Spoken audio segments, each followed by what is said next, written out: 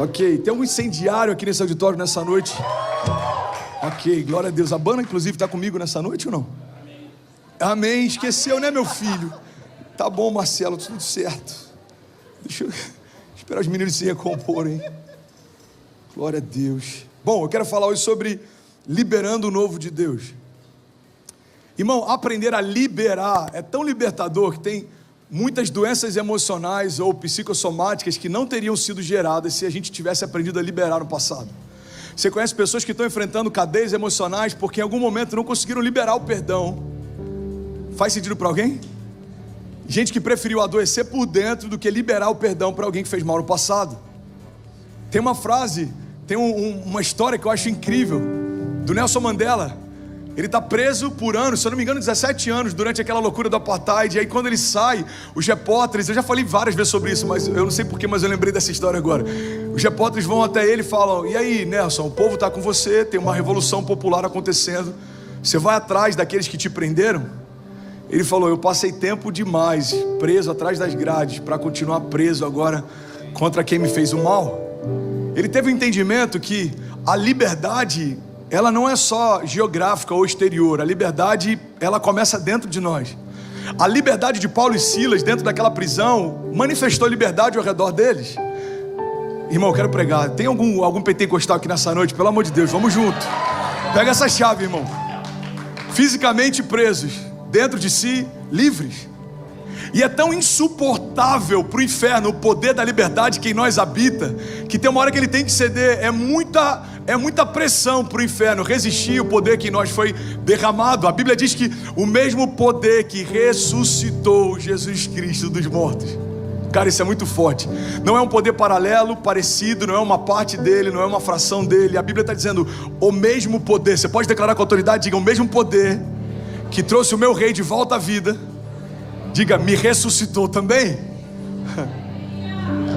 Ele não age pontualmente, ele age constantemente. Tem sonhos morrendo, existe poder de ressurreição dentro de você. Tem projetos morrendo, existe poder de ressurreição dentro de você.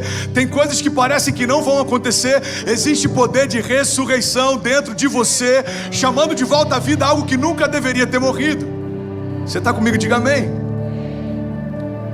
Então a gente tem que ter esse entendimento, irmão. O poder de liberdade e a consciência desse poder que Paulo e Silas tinham fez com que a liberdade dentro de si começasse a desenhar a liberdade ao seu redor. Cara, é por isso que é tão poderoso a adoração. Quando a gente se reúne debaixo de um só nome, debaixo de uma expectativa sobrenatural, o poder que foi derramado em nós começa a desenhar realidades ao nosso redor. Começa a mudar a atmosfera, começa a mudar a história, começa a mudar sentimentos, pensamentos, começa a transformar a natureza, começa a fazer algo novo em nós e através de nós. É perceptível. Você entra num ambiente onde a glória de Deus está se manifestando, você consegue perceber o peso da glória. No passado, cabode, o peso da glória de Deus. Na nova aliança, a gente vê em vários momentos se manifestando como doxa, a opinião de Deus. É perceptível quem carrega algo de Deus e quem não. Você já teve alguma experiência em que alguém falou com você: cara, você é crente, você é cristão, você... Por quê? Cara, não sei, tem algo diferente em você. Você está comigo? Então, da mesma forma que é importante a gente aprender a liberar sentimentos ruins. Cara, pega isso. Eu nem ia falar sobre isso, mas eu sinto que é de Deus. Pega isso, irmão. Qual é o sentido? Se o sentimento ele é venenoso, qual é o sentido de eu reter dentro de mim algo que gera morte para mim? O rancor não gera vida, então libera, irmão. O rancor não vai te levar para novos níveis, ele vai te manter preso a um tempo que nem existe mais. Deus está dizendo para alguns de nós: eu estou fazendo uma coisa nova, vocês não percebem? Para viver o novo eu preciso aprender a abrir mão do velho. Você está comigo? Então entenda, liberar. Às vezes a gente entende isso como sendo algo poderoso só para coisas boas, mas liberar também é saudável, é sadio, quando a gente aprende a liberar coisas que são ruins e não eram mais para estar dentro de nós. Então guarda isso, irmão. Liberar o novo de Deus significa liberar sentimentos e pensamentos que não me abençoam, mas também significa liberar palavras e declarações que vão construir a minha história. Declara com autoridade, diga: eu vou liberar o novo de Deus. Diga: eu preciso liberar o novo de Deus sobre a minha casa. André, como eu faço isso? De várias formas, através de posicionamento, através de palavras, através de declarações. Declarações de fé, por mais que algumas linhas teológicas acreditem que não tem nenhum embasamento para declararmos algo, tudo foi feito desde o princípio por conta de uma declaração.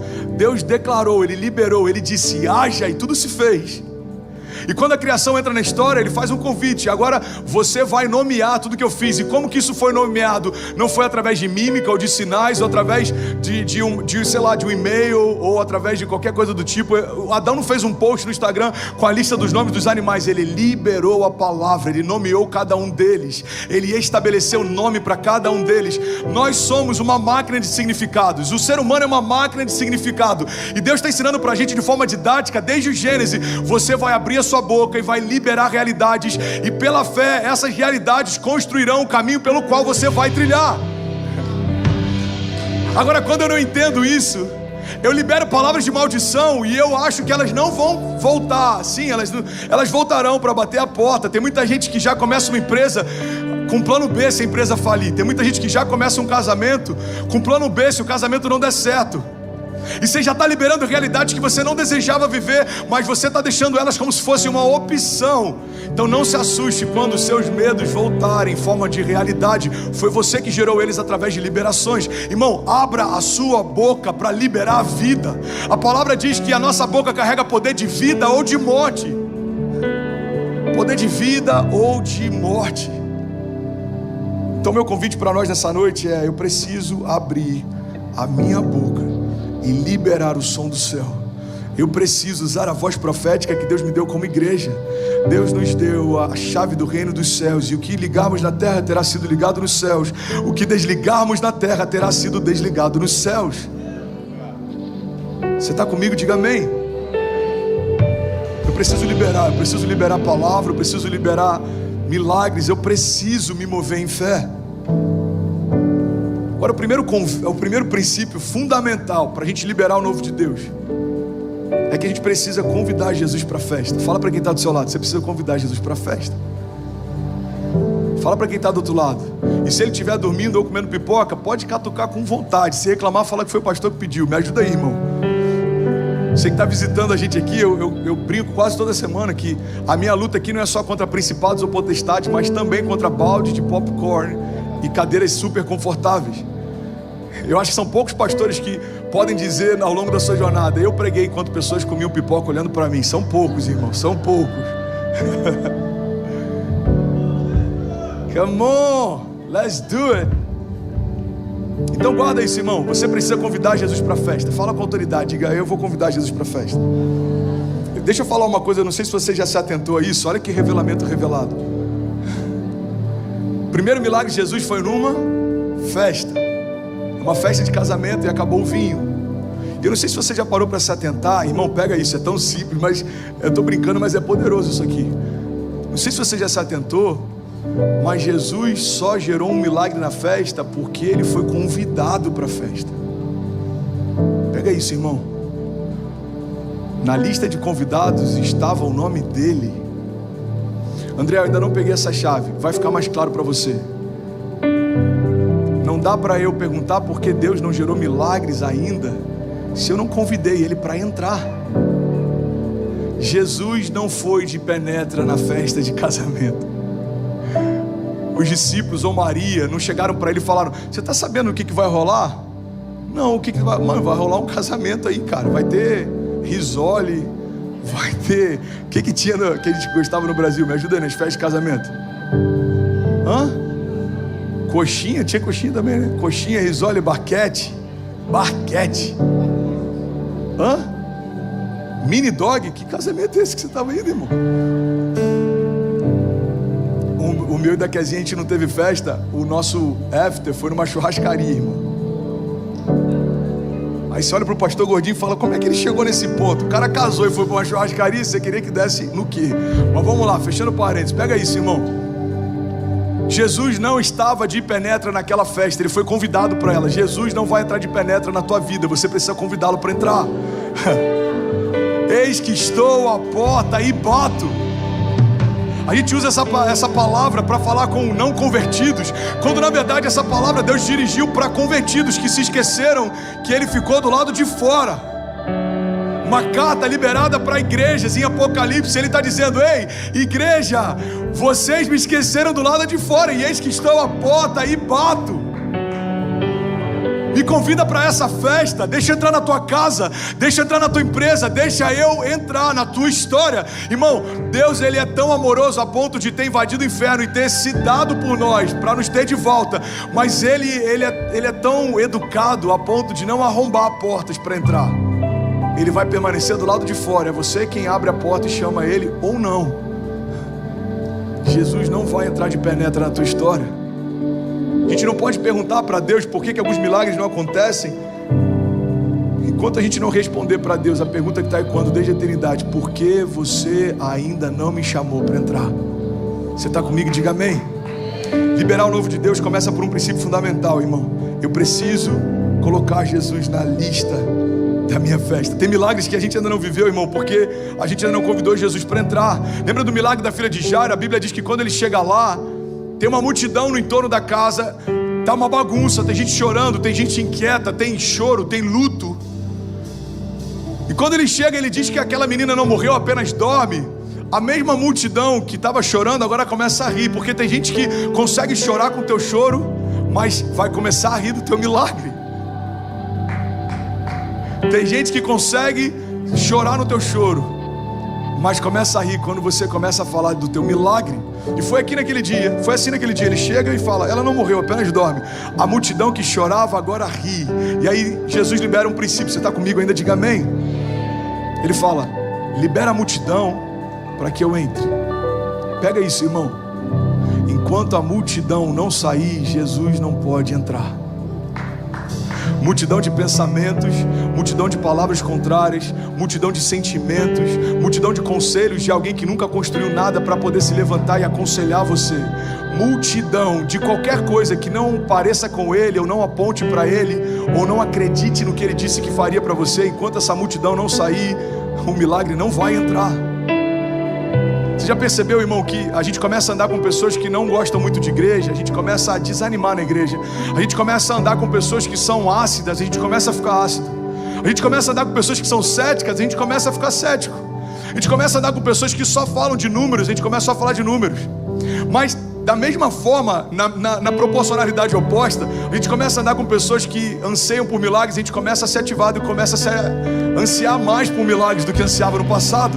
A gente começa a andar com pessoas apaixonadas, a gente começa a se apaixonar mais. A gente começa a andar com pessoas que estão vivendo algo novo em Deus, a gente quer viver algo novo em Deus. Então a gente precisa entender que para o novo de Deus entrar, a multidão de conselhos precisa sair. Multidão de conselhos que não apontam para Ele, multidão de conselhos que são enganosos, multidão de conselhos que me afastam ao invés de aproximar.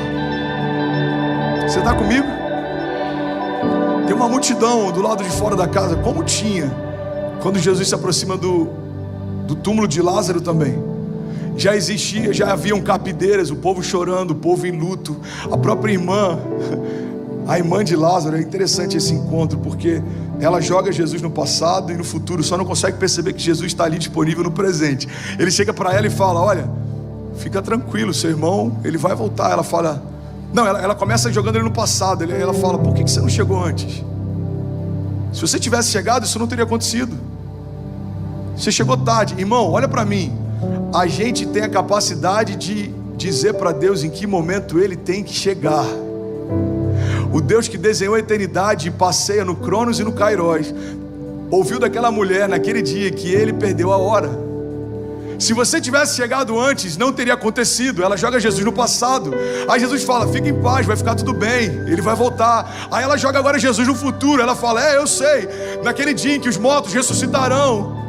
Ele fala: não, você não entendeu. Seu irmão vai voltar hoje. Não tem nenhum crente aqui comigo, não, pelo amor de Deus. Ou vocês estão mergulhados demais, ou vocês estão distraídos demais. Jesus está dizendo para aquela mulher o que está dizendo para alguns de nós: não me joga no teu passado, nem me limita ao teu futuro, porque eu também estou fazendo coisas novas hoje. Eu estou fazendo uma coisa nova. Sabe qual é o cenário que Jesus está liberando isso? No meio de uma multidão, tinha choro. A Bíblia chega a ponto de dizer que quando ele se aproxima, algumas pessoas dizem entre si: por que ele não chegou antes? Esse não é aquele que cura paralíticos, esse não é aquele que gera milagres, por que ele se atrasou? A mesma multidão que questionava o tempo de Deus, alguns minutos depois, começa a compartilhar os milagres de Deus.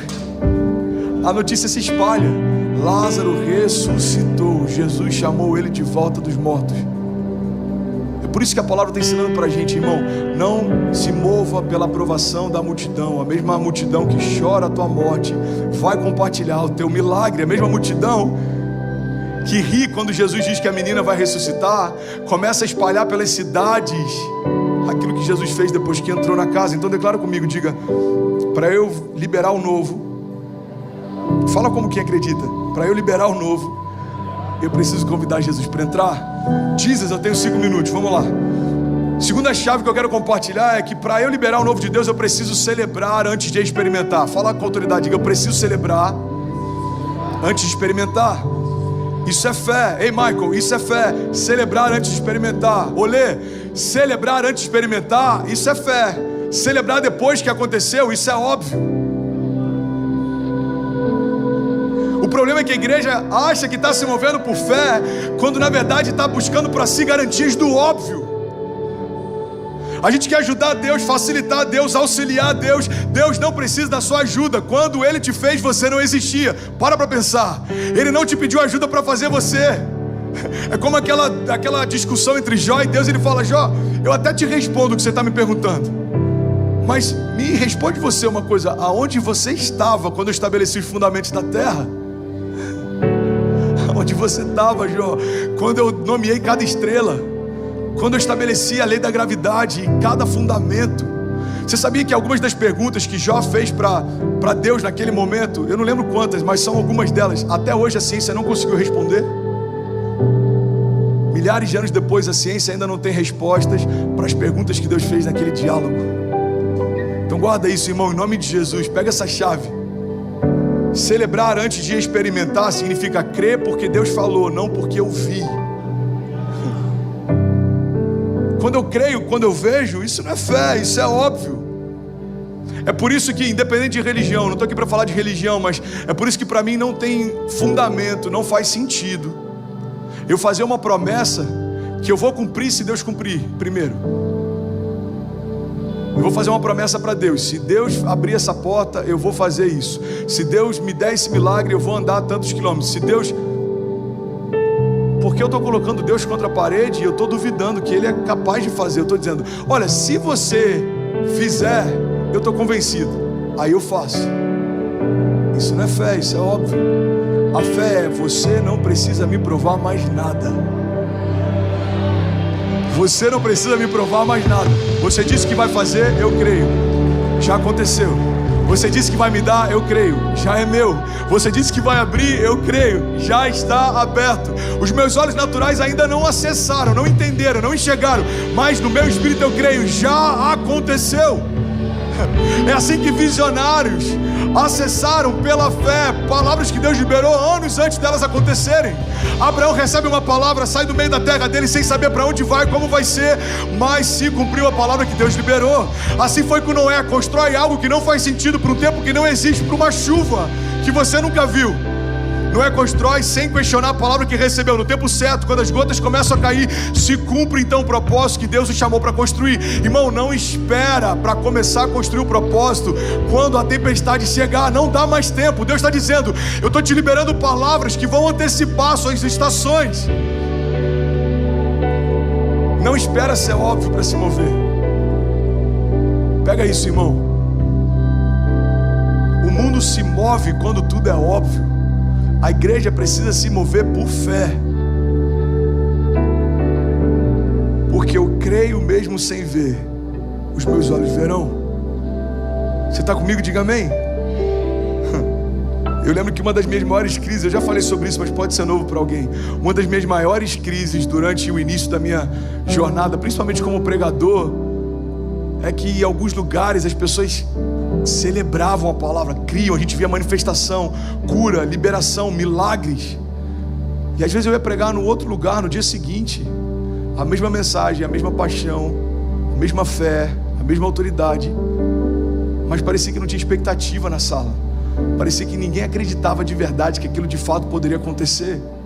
Era só uma narrativa religiosa, mas não era uma firmeza, não era uma convicção. E aí eu lembro que uma vez, eu lembro como se fosse hoje, eu estava em Brasília, terminei de pregar, eu deitei no quarto do hotel, falei, não é para mim, isso não é para mim. Deus, eu não fui chamado para pregar, eu não quero passar por isso, eu estou aqui queimando, mas parece que tem gente que não quer. E aí Deus falou comigo que se tornou um fundamento no meu ministério. Alguém quer ouvir? Diga amém. Eu disse, filho, o fato das pessoas não celebrarem é porque elas não acreditam que eu vou fazer. A gente libera palavras sobre milagres financeiros. Por que parte da igreja não celebra? Porque não acredita que vai acontecer. Porque numa oração de liberação, de um romper sobrenatural sobre a vida financeira, tem uma parte que entende que algo de Deus está sendo liberado para si, confia e celebra. Tem uma outra parte que acha que alguém quer me convencer a dar. Não tem ninguém te convencendo a dar. Tem alguém querendo dar para você, mas você está tão fechado para receber que não consegue celebrar porque ainda não viu. Irmão, quando eu começar a celebrar o que vai acontecer antes dos meus olhos verem, palavras de oferta, por exemplo, seriam um dos momentos mais absurdos da igreja.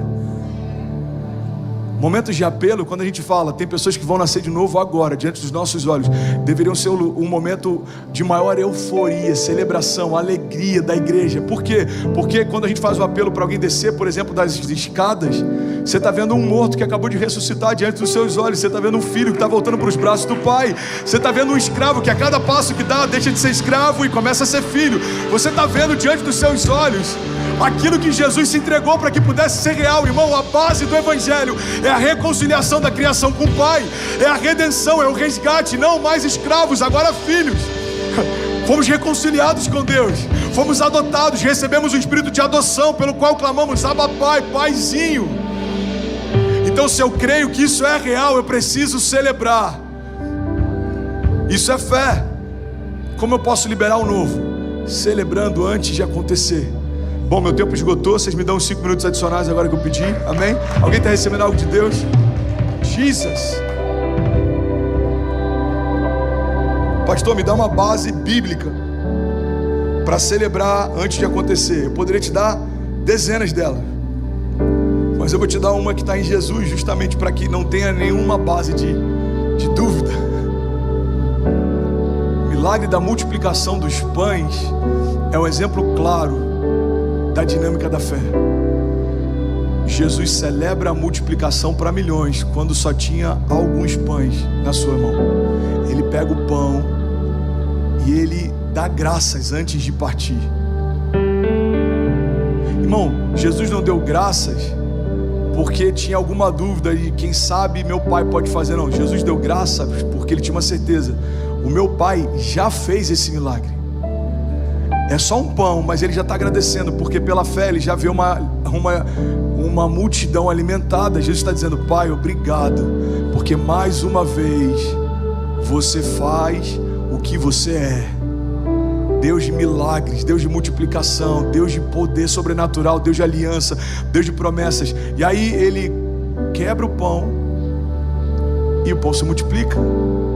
E de novo, e de novo, e de novo, e de novo, de tal forma que depois de toda a multidão se alimentar e estar satisfeita, alguns cestos ainda sobraram para levarem para casa. Você está comigo ainda? Diga amém. Eu vou finalizar aqui. Olha o que Jesus está ensinando para a gente, irmão. Toda falta de celebração antes do milagre nada mais é do que uma expressão da ausência de confiança em relação a Ele. Se eu não confio que vai acontecer, eu não consigo ter forças dentro de mim para celebrar. Mas se eu confio que já aconteceu, ninguém pode me impedir de celebrar. Por que você está tão feliz? Porque Deus mudou a minha sorte. Mas nada mudou, cara. Nada mudou naturalmente, mas pela fé já está a caminho. Eu lembro que eu preguei uma série há alguns meses atrás: tempos gloriosos estão a caminho. Eu não sei se você já teve essa oportunidade de fechar os seus olhos e ouvir algo se aproximando, talvez uma estação de metrô. Você consegue ouvir lá de longe, e aí daqui a pouco você vê o trem se aproximando, ou o metrô, ou para quem já teve a oportunidade de andar de cavalo, você sente a vibração, você vê aquela batida, o barulho dos cavalos, e depois eles se aproximam. Irmão, a dinâmica da fé que Deus tem para nós é a gente enxergar o que Deus fala, é a gente conseguir visionar o som do céu antes disso ser natural. Ou seja, eu já consigo ouvir o som do meu milagre. Pega isso, eu vou finalizar aqui. Eu já consigo pela fé ouvir o som do meu milagre. Eu já consigo ouvir as torrentes de águas vindo sobre mim. Eu já consigo ouvir o barulho das correntes se quebrando. Eu já consigo ouvir o som dos ossos se reconectando com ossos, juntas, medulas, músculos, carnes. Eu já consigo ouvir o som do céu mudando a atmosfera. Eu já consigo ouvir os tempos gloriosos sendo gerados diante dos meus olhos. Mas nada mudou ao teu redor, nada mudou ao meu redor ainda. Mas Deus já mudou tudo dentro de mim, porque eu creio sem ver, certamente os meus olhos verão. Existe um som, irmão, em tudo aquilo que Deus faz. Eu creio nisso. Eu estava com o Kezinho esses dias, e eu não sei se você sabe, mas os Estados Unidos, mas se eu não me engano, em particular a Flórida, é um dos lugares que tem mais raios no mundo. E esses dias, cara, estavam brincando lá no céu, estava impressionante. E aí você ouve aquele barulho, você vê aquela luz, e um tempo depois faz o barulho. Eu falei, amor, você sabe por que isso acontece? Alguém aqui sabe por que isso acontece? Porque a velocidade da luz é mais rápida do que a do som. Então primeiro você vê, depois você ouve. Mas no reino a dinâmica é diferente. Primeiro você ouve, e se você crer, você vai ver. Você está comigo? Deixa eu liberar algo sobre você. Você está comigo?